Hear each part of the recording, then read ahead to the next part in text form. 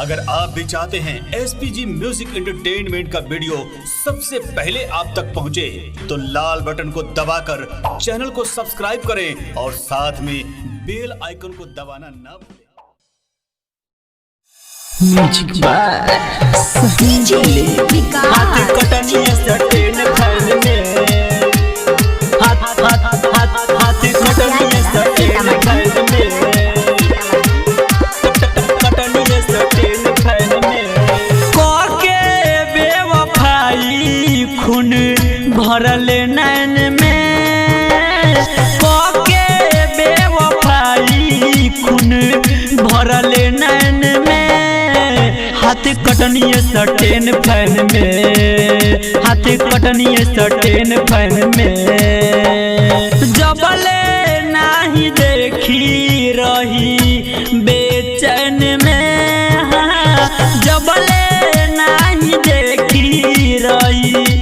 बेचैन में हाथ कटनी सटेन फैन में हाथ कटनी सटेन फैन में हाथ कटनी सटेन फैन में हाथ कटनी सटेन फैन में हाथ कटनी सटेन फैन में Goswami digital recording studio Sheohar. हाथ कटनी सटेन फैन में कटनी सटेन फैन में हाथ कटनी सटेन फैन में दिल तोड़ी के मुँह मोहरी के बिचरहिया में गईले छोड़ी के और जाई रे हमसे कयो बेवफाई रे हमसे कयो बेवफाई रे दिल तोड़ी के मुँह मोरी के बिचरहिया में गईले छोड़ी के और जाई रे हमसे कयो बेवफाई रे कैसे के भुलाई भिजल संगे रैन में कैसे के भुलाई संगे भिजल रैन में हाथ कटनी सटेन फैन में हाथ कटनी सटेन फैन में हाथ कटनी सटेन फैन में हाथ कटनी सटेन फैन में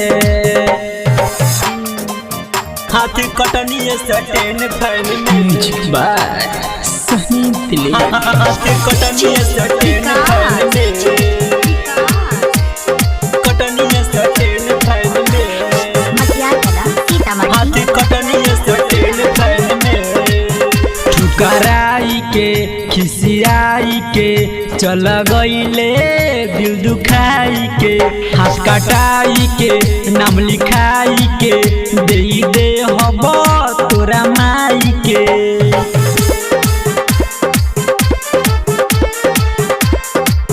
ठुकराई के खिसियाई के चल गईले दिल दुखाई के हाथ कटाई के नाम लिखाई के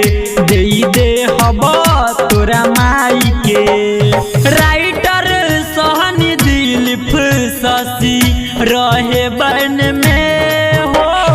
विवेक विकास शशि रहे बन में हाथ कटनी सटेन फैन में हाथ कटनी सटेन फैन में हाथ कटनी सटेन फैन में हाथ कटनी सटेन फैन में